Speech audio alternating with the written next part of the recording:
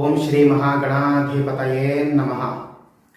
చాలామందికి మీ యొక్క ఇష్టదేవుడు ఎవరో మీరు తెలుసుకుని ఆ యొక్క భగవంతుని కనుక మీరు ఆరాధన చేసి సాధన చేస్తే కనుక ఖచ్చితంగా కోరినటువంటి కోరిక ఏదైనా కూడా సమస్తము కూడా నెరవేర్చుకోగలుగుతారు.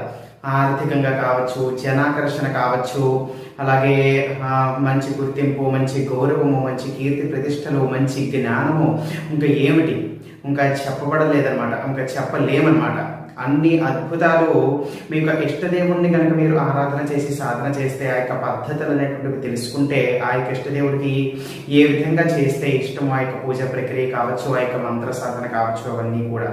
అయితే మరి ఇష్టదేవుడు మీకు తగినటువంటి వాళ్ళు ఎవరో ఎలా మనం తెలుసుకోవటము అని అంటే, దీనికి చాలా పద్ధతులు ఉన్నాయి. అయితే గురువులు ఎవరైతే ఉన్నారో మీ యొక్క జాతకం అనేటువంటిది పరిశీలించి ఏ భగవంతుడి యొక్క సాధన చేస్తే మీకు అద్భుతమైన ఫలితాలు ఉంటాయో, మీకు తగినటువంటి ఆ యొక్క దేవతామూర్తి, ఆ యొక్క దేవతా స్వరూపం ఎవరో మీకు తెలియజేస్తారు. మరి ఈ యొక్క కాలంలో ఆ యొక్క పరిస్థితులు కూడా లేకుండా పోయాయి. అంత తగినటువంటి గురువు కానీ, అంత సరైనటువంటి గురువు కానీ మనకి దొరకటం లేదు. మరి అటువంటి సమయాల్లో మనం ఏం చేయాలి? మీరు ఒకటి గమనించినట్లయితే జాగ్రత్తగా, ఎంతో మంది మహానుభావులు ఎవరైతే ఉన్నారో, మంత్ర సాధకులు కావచ్చు, తంత్ర సాధకులు కావచ్చు, పండితులు కావచ్చు, వాళ్ళ యొక్క జీవితంలో కేవలం ఒకే ఒక్క భగవత్ స్వరూపాన్నో లేకపోతే ఒకే ఒక్క మంత్రాన్నో పట్టుకుని వాళ్ళ యొక్క స్థితికి రావటం అనేటువంటిది జరగలేదు. ఎంతో కనీసంలో కనీసం ఒక 2-3 దేవతామూర్తుల యొక్క ఆరాధనని, ఉపాసనని, మంత్రానుష్ఠానాన్ని ఇవన్నీ కూడా చేసుకున్న తర్వాతే ఒక భగవంతుడి దగ్గర వాళ్ళ యొక్క మనసు, బుద్ధి అన్నీ కూడా లగ్నమయ్యి, ఐక్యమయ్యి ఆ విధమైనటువంటి సాధనకి వాళ్ళు చేసిన తర్వాత ఆ యొక్క స్థితిని పొంది ఆ యొక్క స్థాయిని అందుకుంటారన్నమాట. కావున ప్రతి ఒక్కరు కూడా గుర్తుపెట్టుకోవాల్సిన విషయం ఏమిటంటే, ఇప్పుడు మీరు ఒక భగవంతుడి యొక్క సాధన చేస్తున్నారు, అనుష్ఠానం చేస్తున్నారు, ఆ యొక్క మంత్రజపం చేస్తున్నారు అంటే, ఈలోపు వేరే యొక్క మంత్రానుష్ఠానాలు లేకపోతే వేరే యొక్క భగవత్ స్వరూపాలకి సంబంధించినటువంటి పూజా ప్రక్రియలు ఇవన్నీ కూడా తెలుసుకుని ఇవన్నీ వెంటనే షిఫ్ట్ అయిపోయినట్లు అట్లా చేస్తే కనుక ఏ దేవతామూర్తి, ఏ దేవతా స్వరూపంలో కూడా మీకు సహాయం అనేటువంటిది అందదు. అది నిష్ఫలితము, ప్రయోజనం లేనటువంటిది, ఏది కూడా పనిచేయదు. ఇప్పుడు 10 మందికి కూడా 10-20 ఎవరిని కూడా మనం సంతృప్తి పరచలేక ప్రతి ఒక్కరిని కూడా టచ్ చేస్తూ వెళ్ళిపోతే అందులో ఎవరు మనకి సహకరించి సహాయం చేసి మన కోరినటువంటిది ఇస్తారు? ఎవరో ఇవ్వరు. అలాగే ఎవరైనా ఒకే మనిషిని పట్టుకుని వాళ్ళకి కోరినటువంటి కూడా ఇవ్వటము, సాధన చేయటము, వాళ్ళకి మంత్రానుష్ఠానాలు చేయటము, ఇవన్నీ కూడా అలాగే చేస్తూ ఆ యొక్క ప్రేమ అనేటువంటిది ఎక్కువ కాలం పాటు వాళ్ళని చూపించినట్లయితే వాళ్ళ యొక్క మనసు కరిగి మనకి ఏం కావాలో సమస్తము ఏదైనా సరే ఇది అది అని లేకుండా అన్నీ కూడా వాళ్ళే ఇస్తారు. మరి దీనికి మార్గం ఏమిటి అంటే, ముందుగా మీరు ఏ భగవంతుడి పట్ల ఆకర్షితులు అయ్యారో, అంటే ఏదైతే ఇప్పుడు ప్రస్తుతం మీ అందరూ కూడా ఏదైతే మీకు ఇష్ట దైవము అని చెప్పి మీరు భావిస్తున్నారో, ఆంజనేయ స్వామి కావచ్చు, భైరవుడు కావచ్చు, ఈశ్వరుడు కావచ్చు, గణపతి కావచ్చు, లక్ష్మీదేవి కావచ్చు, విష్ణుమూర్తి కావచ్చు, నరసింహస్వామి, కృష్ణుడు ఎవరైనా కూడా కావచ్చు, ఈ యొక్క భగవంతుడికి సంబంధించినటువంటి స్తోత్రాలు ఉంటాయి కొన్ని. ప్రతిరోజు కూడా ఉదయం పూటనో సాయంత్రం పూటనో ఒక సమయం అంటూ కేటాయించుకొని నిర్ణయించుకోండి. ఈ యొక్క సమయానికి ప్రతిరోజు నేను ఖచ్చితంగా కూర్చోవాలి. అలా ప్రతిరోజు కూడా మీరు ఖచ్చితంగా అదే సమయానికి కూర్చోగలిగేటువంటి సమయాన్ని అంటూ మీరు ఏర్పరచుకుని ఆ యొక్క సమయంలో ఇప్పుడు మీరు ఏదైతే మీ యొక్క ఇష్టదేవుడు అని చెప్పి మీరు భావిస్తున్నారో ఆ భగవంతుడి యొక్క సాధన అనేటువంటిది చెయ్యాలి. ఏ విధంగా చెయ్యాలి అని అంటే, ఆ భగవంతుడి యొక్క స్తోత్రం ఏదైనా కూడా ఎంచుకోండి. ప్రతిరోజు కూడా చక్కగా దీపారాధన చేయటం, ఆ యొక్క స్తోత్రం అనేటువంటిది పఠనం చేయటం, అలాగే భగవంతుడికి సంబంధించినటువంటి అష్టోత్తరం ఉంటుంది. 108 నామాలతో పుష్పాలతో పూజ చేయండి. అన్ని పుష్పాలు ప్రతిరోజు మనకి లభించుకోవాలంటే అక్షతలు కలిపి ఉంచుకోండి. ఆ అక్షతలతో పూజ చేయండి. తర్వాత ధూపము, ఆ దీపం చూపించడం, ఏదో ఒక బెల్లం ముక్కో పటికి బెల్లమో ఇంట్లో ఏది ఉంటే అది నైవేద్యంగా పెట్టి ఆర్తించుకోవడం, ఇలాగా చాలా కాలం పాటు చెయ్యాలి. ఎప్పటి వరకు మీకు మీ యొక్క మనసు, బుద్ధి ఇంకొక భగవంతుడి పట్ల లగ్నమయ్యి ఇంకొక భగవంతుడి పట్ల విపరీతమైనటువంటి ఆసక్తి వచ్చేంత వరకు చెయ్యొచ్చు. అంటే ఎప్పటివరకు అయితే అతనే సమస్తము అని చెప్పి మీరు అనుకుంటూ ఉంటారో ఆ భగవంతుడినే మీరు ఆరాధన చేస్తూ ఉండండి. అంటే ఇక్కడ జరిగేది ఏమిటంటే, మీరు ఏ భగవంతుడిని అయితే ఉపాసన చేస్తున్నారో ఈ యొక్క విధంగా ఇప్పుడు నేను చెప్పినటువంటి విధంగా దీనికి ఎటువంటి ఉపదేశాలు ఏమీ కూడా అవసరం లేదు. మీ అంతటి మీరే ప్రారంభం చేసి చేసుకోవచ్చు. ఈ విధంగా మీరు చేయగా చేయగా చేయగా మీకు తగినటువంటి దేవతామూర్తి ఎవరైతే ఉన్నారో, మీరు ఏ భగవంతుడిని అయితే ఆరాధన చెయ్యాలో, ఇప్పుడు మీరు ఏ భగవంతుడిని ఉపాసన చేస్తున్నారో ఆ భగవంతుడే మీకు దారి చూపించి మార్గం చూపించి మీ యొక్క చేతిని ఇంకొక భగవంతుడి యొక్క మూర్తి యొక్క చేతిలో పెట్టడం జరుగుతుంది. ఖచ్చితంగా అర్థమవుతుంది అందరికీ. ఉదాహరణకి అనుకుందాం, ఇప్పుడు మీరు ఆంజనేయ స్వామి వారిని చాలా ఎక్కువ కాలం పాటు కూడా నిత్యం హనుమాన్ చాలీసా చదువుతూ ఉన్నారు అదే విధంగా కూర్చొని. అలాగే పుష్పాలైతే పుష్పాలు, అక్షతలైతే అక్షతలు ఈ విధంగా పూజ చేసుకుని ధూపం దీపం నైవేద్యం ఆరతి అన్ని కూడా ఇచ్చుకుని నిత్యం పూజ చేస్తున్నారు. ఇలాగా కొంతమందికి కొన్ని నెలల పాటు గడపవలసి ఉంటుంది, కొంతమందికి అయితే సంవత్సరాలైనా కూడా గడపవలసి ఉంటుంది. ఈ విధంగా చేయగా చేయగా ఏం జరుగుతుందంటే, మీకు తెలియకుండానే ఇంకొక భగవంతుడి యొక్క మూర్తి గురించి ఆ యొక్క గొప్పతనాలు వినటము, ఆ యొక్క పురాణం గురించి వినటం. ఉదాహరణకి ఈశ్వరుడు అనుకుందాం. ఈశ్వరుడు యొక్క గొప్పతనాలు వినటము, ఆయన యొక్క పురాణ గాథలన్నీ కూడా వినటము, అతని గురించి పూర్తిగా క్షుణ్ణంగా తెలుసుకోవటం, అతని యొక్క చరిత్ర అంతా కూడా తెలుసుకోవటము, అతనే ఆదిదేవుడు అనబడేటువంటి విషయము మీరు గ్రహించి ఆ యొక్క విషయం మీరు తెలుసుకోవటం అనేటువంటివి జరగవచ్చు. అప్పుడు ఈ విధంగా జరిగినప్పుడు ఏం చేస్తుంది, ఆంజనేయ స్వామి వారికి కూడా నమస్కారం చేసుకుని అప్పుడు ఈశ్వరుడి యొక్క ఆరాధనని మొదలు పెడతారనమాట.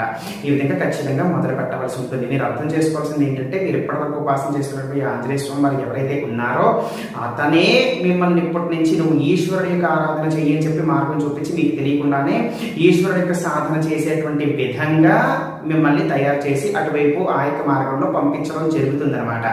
ఈ విధంగా ఈశ్వరుడి యొక్క సాధనను మొదలు పెడతారు. నిత్యం కూడా ఓం నమః శివాయ అని చెప్పి ఆ యొక్క మంత్రం ఏదైతే ఉందో పంచాక్షరి అద్భుతమైనటువంటి మంత్రము, రోజుకి కూడా పలానా ఇంత సంఖ్య చేస్తాను అని చెప్పి చెప్పుకోండి. ఆ భగవంతుడికి తృప్తి పరచండి. ఇంట్లో ఒక శివలింగం ఉన్నట్లయితే ప్రతిరోజు కూడా నీళ్లు పోయండి.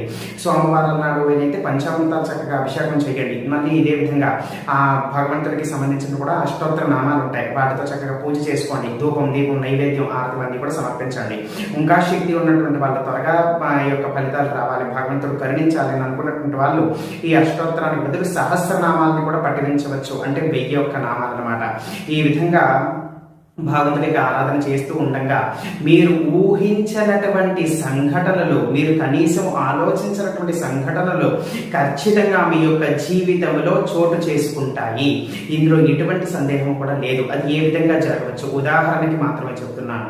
ఎప్పుడైనా మీరు మీ యొక్క కుటుంబ సభ్యులతో ఏదైనా కూడా ఒక దేవాలయానికో గుడికో వెళ్ళాల్సినటువంటి పరిస్థితి ఏర్పడవచ్చు. ఆ విధంగా వెళ్ళిన తర్వాత అప్పుడు అక్కడ ఉన్నటువంటి పంతులు గారు అవ్వచ్చు, ఎవరైనా పండితులు మిమ్మల్ని అక్కడికి కలిసి ఉండొచ్చు.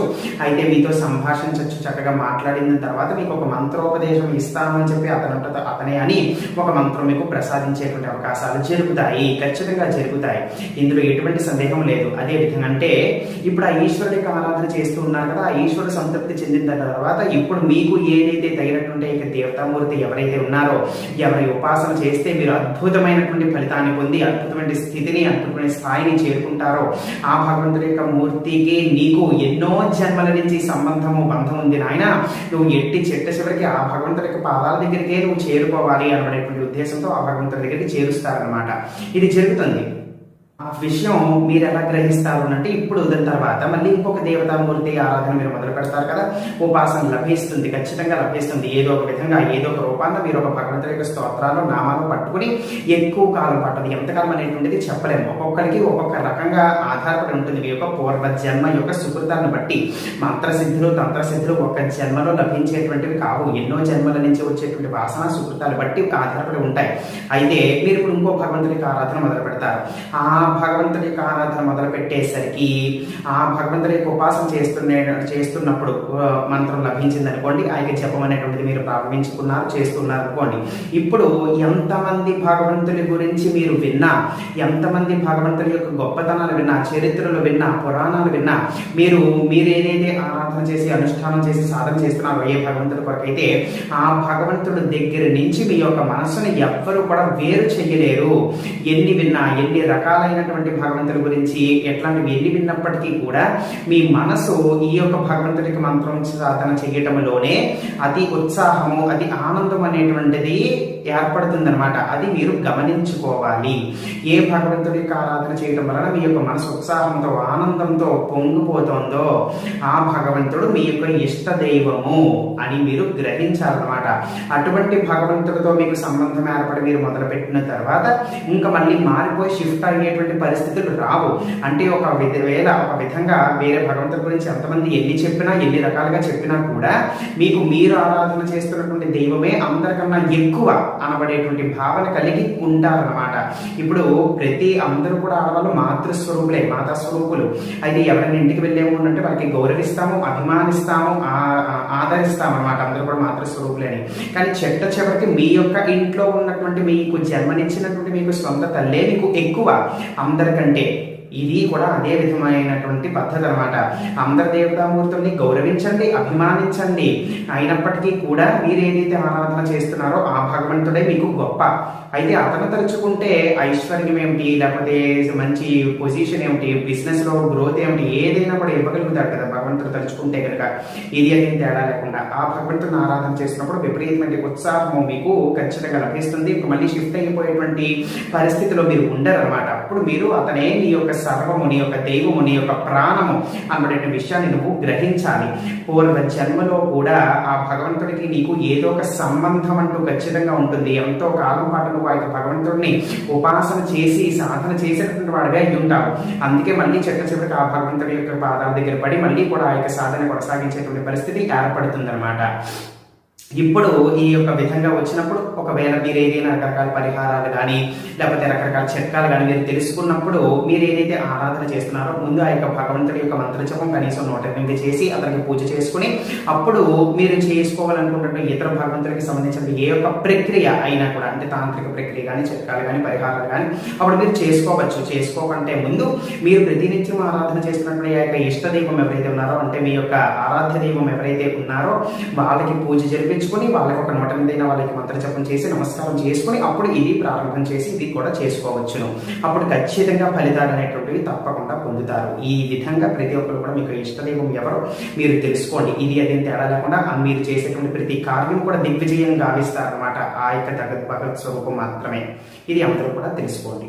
సర్వే జనా సుఖినో భవంతు. శుభాకాంక్షలు.